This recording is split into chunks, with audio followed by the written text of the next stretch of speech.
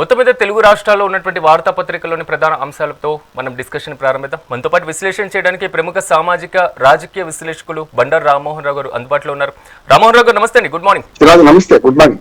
Overall గా తెలుగు రాష్ట్రాల్లో ఉన్నటువంటి ప్రధాన అంశాలను ఒకసారి పరిశీలిస్తే ఎస్పీ బాలసుబ్రహ్మణ్యం విగ్రహ ఆవిష్కరణ నిన్న రవీంద్ర భారతిలో జరిగింది. దీనికి సంబంధించి ముఖ్యమంత్రి వస్తారనుకున్నారు, కానీ ముఖ్యమంత్రి రాలేదు. కేంద్ర మాజీ మంత్రి అదేవిధంగా మాజీ ఉపరాష్ట్రపతి వెంకయ్య నాయుడు హాజరవ్వడం జరిగింది. సో ఎట్టకేలకు పెట్టారు విగ్రహం, కానీ దాన్ని మేము ఎప్పటికైనా తొలగిస్తామనేది మాత్రం ముందు నుంచి వీరు చేసినటువంటి ఆరోపణ. సో ఎలా చూడాలంటారు ఈ ఇష్యూని? సిరాజ్, ఎప్పుడు కూడా ప్రజల మధ్యన భాష, మతము, కులము, భాష, ప్రాంతం, ఈ విదేశాలు బాగా పనిచేస్తాయి. ఎవరికైనా ఎక్కడైనా మన కులం లేదనుకున్నవాడు కూడా ఆ సంబంధించిన కులానికి కొంచెం ఆహ్వానిస్తే వాడు ఫీల్ అవుతారు కదా. అంటే ఈ 4-5 అంశాలు భావోద్రేకాన్ని సృష్టించి, భావోద్వేగంతో పాటు భావోద్రేకాన్ని సృష్టించారు. కనుక ఇక్కడ అర్థం చేసుకోవాల్సింది ఏంటంటే, అవసరంగా 12 ఏళ్ళు అయింది ఆల్మోస్ట్ ఆల్ ఇది తెలంగాణ అని చెప్పేసి వెళ్ళిపోయి మళ్ళీ కొత్త వివాదం ప్రభుత్వం రేపిందంటున్నారు.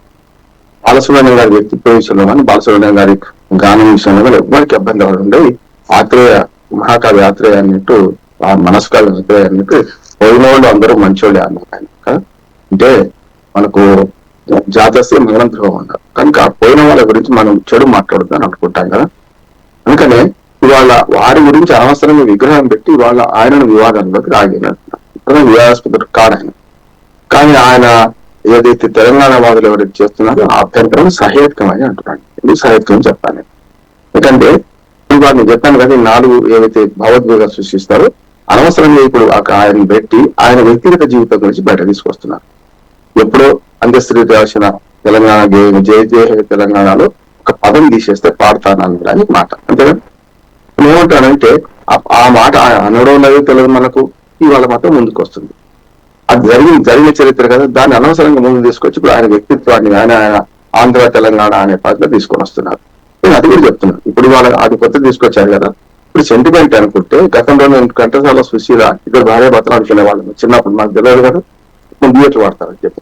మరి చెల్లెతో కూడా మనకు డ్యూయట్లు పాడిండ్రు మన బాలసుబ్రహ్మణ్యం గారు.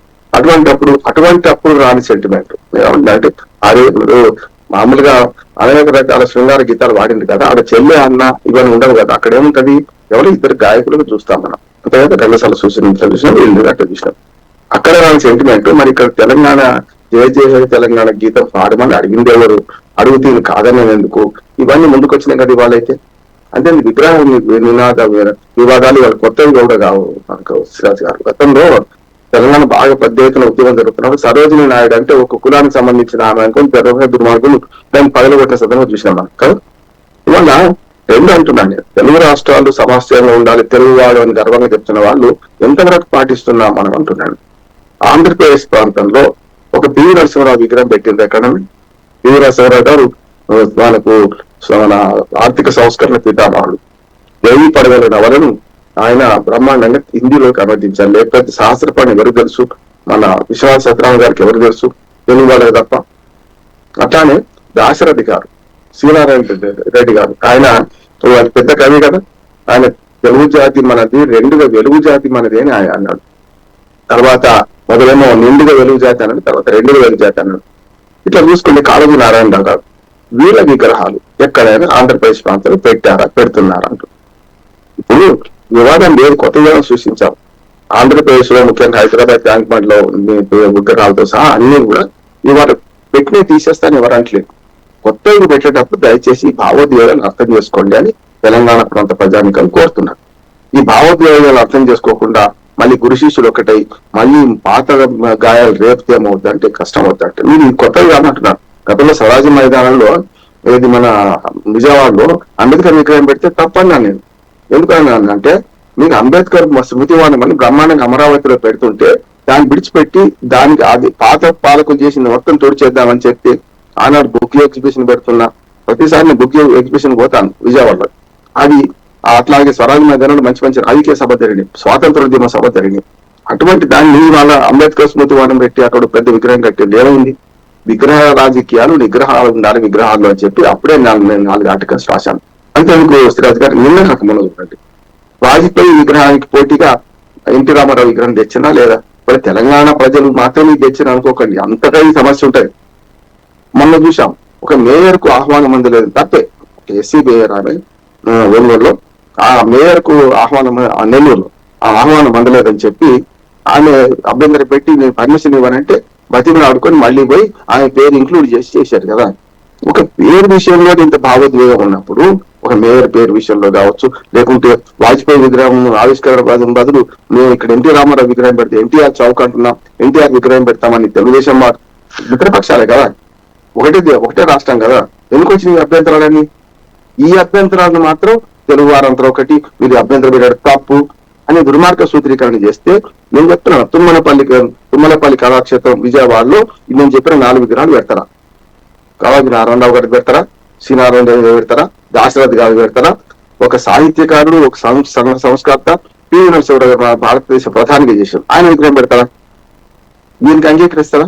అందుకని బాలసుబ్రహ్మణ్యం విగ్రహాన్ని కూడా తెలంగాణ వాదులు ఎందుకు అంగీకరిస్తారని అర్థం చేసుకుంటే సున్నితమైన సమస్య ఉండేది. బాగా పైకి చెప్పడానికి చాలా ఆదర్శాలు చెప్పొచ్చు, కాదు బాలసుబ్రహ్మణ్యం గొప్పవాడు, చాలా గొప్పవాడు, ఆయన విగ్రహం పెడితే తెలంగాణ వాళ్ళకి ఎందుకు అభ్యంతరం వస్తుందని చెప్పొచ్చు. ఇది తప్పు అంటున్నాడు. ఒక ప్రాంత ప్రయోజనం, ఒక ప్రాంత మన మనోభావాలను గౌరవించకపోతే రేపు ఇదే తొలగిస్తామంటున్నారు. అది జరగకముందే, బాలసుబ్రహ్మణ్యం విగ్రహానికి అన్యాయం జరగకముందే ఇంతే కాంపెన్సేట్ చేస్తాం. ఆంధ్రప్రదేశ్ లో కూడా తెలంగాణకు సంబంధించిన వైతాళికులు చాలా మంది ఉన్నారు, వాళ్ళ విగ్రహం పెడతామని ఎందుకు ముందు రాదు? అందుకని ఇప్పుడు అనవసరంగా రేవంత్ రెడ్డి ఇవాళ కొత్తగా ఒక వివేదన రేపిండు. ఇది తప్పు అంటున్నాను. నేను ఇంత వివరంగా చెప్పాను, అంతకని ఇంకేం చెప్పలేదు. అందుకని ప్రజల మనోభావాలతో నాడుకోకండి, మళ్ళీ ఒకసారి తెలంగాణ సెంటిమెంట్ సృష్టించకండి. మంచిగా వాడుతున్న పని లేదు, విడిపోయి బ్రహ్మాండంగా ఎవరికి వాళ్ళు అభివృద్ధి చెప్తున్నాం. దీన్ని విడిచిపెట్టి ఇంకా హైదరాబాద్ అభివృద్ధి ఎందుకు నేనే చేసిన కులీ కుతుబ్షాలు ఏం చేయలేదు, నిజాంలు ఏం చేయలేదు, గత 50 ఏళ్ళ ప్రభుత్వాలు ఏం చేయలేదు, నేనే హైదరాబాద్ ని కట్టినా అనే మహానుభావుడు ఉన్నప్పుడు ఇట్లాంటి సెంటిమెంట్ ముందుకు వస్తాయి. తప్పు అంటున్నాను, ఇది కరెక్ట్ కాదు. ఇప్పటికైనా సరే బాలసుబ్రహ్మణ్య విగ్రహాన్ని బలవంతంగా పెట్టొచ్చు, కానీ ప్రజల మనోభావాలను గాయపరిచి మరీ పెట్టారు.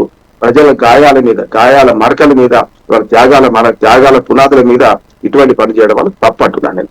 మరొకసారి ప్రభుత్వం ఆలోచించుకోవాలి, పెట్టిందని తీసేయమని నేను కోరుతాను, కానీ పెట్టడమే తప్పు అంటున్నాను.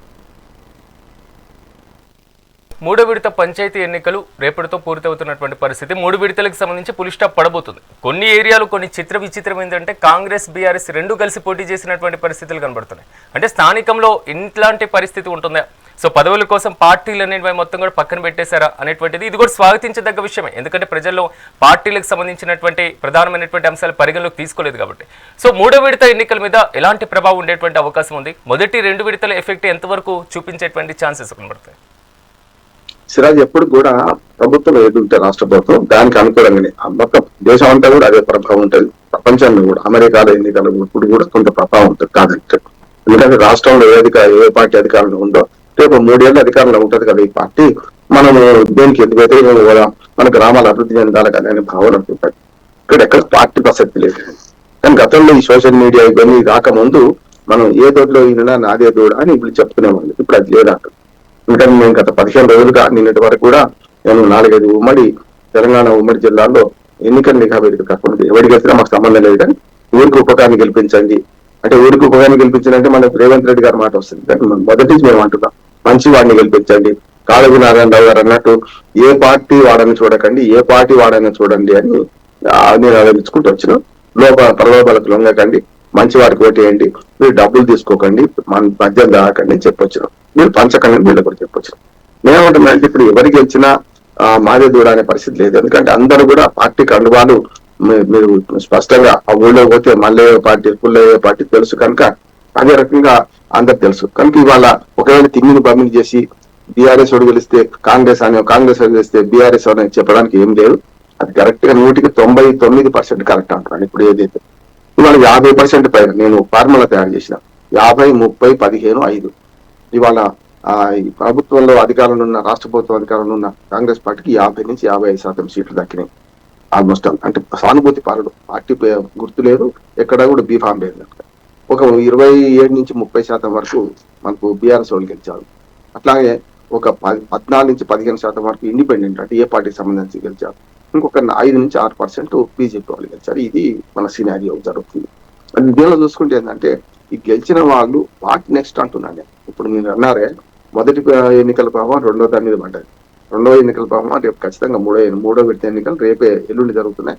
దాని మీద పడుతుంది కాదంటే రేపే జరుగుతుంది కనుక అది 17 నాడు అది పడుతుంది కాదంటలేదు. కానీ ఈ ప్రభావం పడే తర్వాత ఎవరు గెలుస్తారో అయిపోయింది. గెలిచిన తర్వాత మరి వాటి నెక్స్ట్ అంటే ఉట్టికొండ కాడ కొట్లాడన్న వీళ్ళు విధులేవి. గతంలో 2 ఏళ్లుగా ఈ ప్రభుత్వం 2 ఏళ్లుగా ఎన్నికలు వాయిదా వేస్తూ వచ్చింది. రేపు జనవరికి అయితే 2 ఏళ్ళు అయిపోద్ది. అంటే 2 ఏళ్ళుగా ఆల్మోస్ట్ ఆల్ ఈ గ్రామ పాలన కుంటుపడ్డది అంటున్నాను. సున్నం వేసేవాళ్ళు లేడు, కనీసం ఒక చిన్న మంచినీళ్ళు ఇచ్చేవాళ్ళు లేడు, ట్రాక్టర్లన్నీ తుప్పు పట్టిపోయినాయి కదా, చెత్త ఎత్తేవాళ్ళు లేడు. ఏదో అధికారులు ఉన్నారు కనుక ఆ మాత్రం నడిపిస్తున్నారు. వాళ్ళు కూడా సొంత డబ్బు ఖర్చు పెట్టుకొని నడిపించి తర్వాత బిల్లు ఎప్పుడు వస్తే అప్పుడు తీసుకుంటారు. గత సర్పంచులకు బిల్లులు రాక వాళ్ళు 10,000 కోట్ల రూపాయలు వచ్చేది ఉందని వాళ్ళు ఆందోళన చేస్తున్నారు. ఇప్పటికి కూడా చేశారు. మళ్ళీ జీవితంలో మరొకసారి సర్పంచ్ పోటీ చేయబడతారు. ఈ కొత్త వాళ్ళు వచ్చారు కదా సార్, కొత్త వాళ్ళలో 50% మహిళలు ఉన్నారు. ఈ మహిళలందరూ పురుషుల మీద ఆధారపడే వాళ్ళే కదా. సొంతంగా ఆర్థికంగా బాగా ఉన్న మహిళలు వాళ్ళకి 1% ఉంటే ఎక్కువ. అట్లానే మీకు దళితులు ఉన్నారు, పేదలు ఉన్నారు, ఎస్సీ ఎస్టీ మైనార్టీలు ఉన్నారు, బీసీ మైనార్టీలు ఉన్నారు. కనుక ఇవన్నీ చూసుకుంటే మనకు ఏవైతే ఈ వర్గాల నుంచి వచ్చిన వాళ్లకు సొంతంగా పాపం డబ్బులు ఖర్చు పెట్టే ఉండదు కదా. అయినా సరే భూమి ఏమో పుస్తకాలేమో రకరకాల ఖర్చు పెట్టారు. చూసాం కదా ఎన్ని జిమ్మికలు జరిగినాయి చూసినాం కదా. ఒక దగ్గర 17 కోట్లు ఖర్చు అయినాయి అంటున్నారు పడంజరు దగ్గర. ఇట్లాంటి ఖర్చు పెట్టి వచ్చిన వాళ్ళు రేపు గ్రామాభివృద్ధికి ఇప్పటికే కునారిల్లిపోయి ఉంటారు డబ్బులు ఖర్చు పెట్టి. ఓడిన వాడు మాకు కోర్టులో సామెత ఉంది సిరాజ్ అంటే, గెలిచిన వాడేమో ఓడిన వాడేమో కోర్టు ముందు ఏడిస్తే గెలిచిన వాడు ఇంటికి పోయి బోరుని ఏడుస్తారట. ఇది అట్లాగే అంటే గెలిచిన వాడికి ఏమో గెలిచి సంబరం ఏం లేదు, వచ్చే 5 ఏళ్ళు వాడికి ముళ్ళ కంపెనీ కిరీటం ఇది. గెలిచి ఓడిన వాడికి ఇప్పటికి పీడమైనా సరే డబ్బులు ఏది పోయినాయి కానీ గబ్బు పట్టే లేదు, డబ్బులు పోయినాయి వీళ్ళు అనుకుంటున్నారు. అందుకని ప్రభుత్వాన్ని విజ్ఞప్తి చేసేది అంటే 3,300 కోట్ల రూపాయలు కేంద్ర ప్రభుత్వం ఎప్పుడైతే ఇస్తున్నది అంటున్నారో మీరు కూడా అంతే మొత్తం గ్రామ పంచాయతీలకు ఇవ్వాలంటున్నాడు. ఎందుకంటున్నాడు ఈ కొత్త వరాడు ఏం కాదు. గతంలో కేసీఆర్ గారు ఉన్నప్పుడు ఆయన ఏం చేశారు, ఒక 7-8 ఏళ్ళు ఎప్పుడైతే 14-15 ఆర్థిక సంఘ నిధులు ఎన్ని వస్తున్నాయో సరిగ్గా అంత నిధుల్నే రాష్ట్ర ప్రభుత్వం మ్యాచింగ్ గ్యారంటీగా ఇచ్చింది. అప్పుడు ఏమైతుంది, ఈ 2 నిధులు కలిస్తే కొంత అభివృద్ధి జరిగే అవకాశం ఉంటుంది. అందులో కూడా కొంత పొరపాటు జరిగినాయి. ట్రాక్టర్ లోన్ల కానీ ట్రాక్టర్ లోన్ అంటే మరి గ్రామ పంచాయతీ తీసుకుందే కదా, కట్టారని విద్యుత్ బిల్లులు కట్టారని విద్యుత్ బిల్లు కట్టాల్సిందే కదా. కనుక ఆ వంకతో పట్టుకున్నా సరే ఆ డబ్బులు అయితే ఇచ్చింది కదా గవర్నమెంట్. ఇప్పుడు కూడా స్టేట్ గవర్నమెంట్ విజ్ఞప్తి చేస్తుంది ఏంటంటే, మీరు 3,300 కోట్ల రూపాయలు కేంద్ర ప్రభుత్వం ఇచ్చుడు కాదు, ఈ 2 ఏళ్ళు ఆగిపోయిన నిధులు ఇవి తీసుకొచ్చే క్రమంలో మీరు కూడా 3,300 కోట్లు ఆగిపోయిన నిధులు ఎంతున్నాయో అంత మీరు కూడా ఇవ్వండి అని విజ్ఞప్తి చేస్తున్నారు. ఇక రెండోది ఏంటంటే, జూబ్లీ హిల్స్ ఎన్నికల్లో గెలిచిన ఉత్సాహంతో ఇవాళ పంచాయతీ ఎన్నికలు పెట్టారు. పంచాయతీ ఎన్నికల్లో కూడా మంచి చెడ్డ సానుకూల పరిణామాలు వచ్చినాయి. బీఆర్ఎస్ అంటది, ఎందుకంటే మేము అధికారంలో ఉన్నప్పుడు 65% గెలుచుకున్నాం, మీరు 50% కదా మాకన్నా తక్కువ అంటుంది. అంటే ఏమన్నట్టు అప్పుడు ఇన్ఫ్లుయెన్స్ చేసినట్టే కదా వాళ్ళు కూడా. బీఆర్ఎస్ కూడా ఆనాడు ఇన్ఫ్లుయెన్స్ చేసి గెలిచారని అన్నట్టే కదా. ఇప్పుడు వీళ్ళు ఇన్ఫ్లుయెన్స్ చేసి గెలుస్తారు. ఎందుకు అధికార పార్టీ ఏది ఉంటే దాన్ని అడ్వాంటేజ్ తీసుకుంటుంది, అయిపోయింది.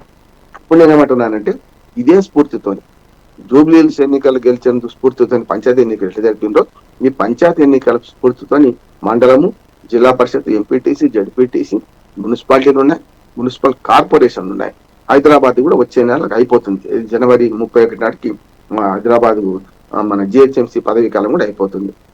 ఇంకా అన్ని ఎన్నికలు ఈ 2-3 నెలలు పెట్టేయమంటున్నాను ఈ రాష్ట్ర ప్రభుత్వానికి సలహా. ఏంటంటే ఇక మళ్ళీ వచ్చే 2.5 ఏళ్ల దాకా మళ్ళీ ఎన్నికలు లేవు అని అనిపించుకుంటే, అంటే ఈ 2-3 నెలల్లో ఈ ఎన్నికలు పూర్తి చేసుకుంటే మళ్ళా 2.5 ఏళ్ల దాకా అసెంబ్లీ ఎన్నికల దాకా మళ్ళీ ఎన్నికలు ఉండవు. కనుక 2028 వచ్చే డిసెంబర్లో ఉంటే కనుక ఈ 3 ఏళ్ళ టైం ఉంటే ఈ 5-6 నెలల్లో మొత్తం కంప్లీట్ చేసుకుంటే మళ్ళీ ఎన్నికలు ఉండకుండా చేసుకుంటే ప్రతిసారి ఎన్నికల కోడ్, ఎన్నికల అభివృద్ధి పథకాలు చేయడానికి అర్థం రాకుండా ఉంటది.